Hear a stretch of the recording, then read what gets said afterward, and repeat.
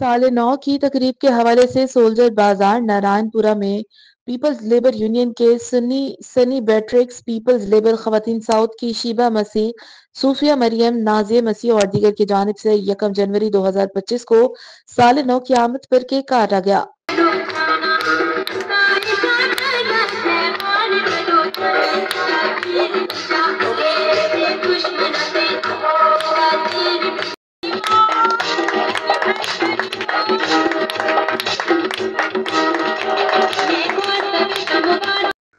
Peoples Labour Union کے senior vice president Labour Bureau East کے deputy general secretary Ashfaq Awan, joint secretary Akbar Muhi Yousafi, Ainuddin سعد، رحیم بنگش، عبدالنعیم نے شرکت کی۔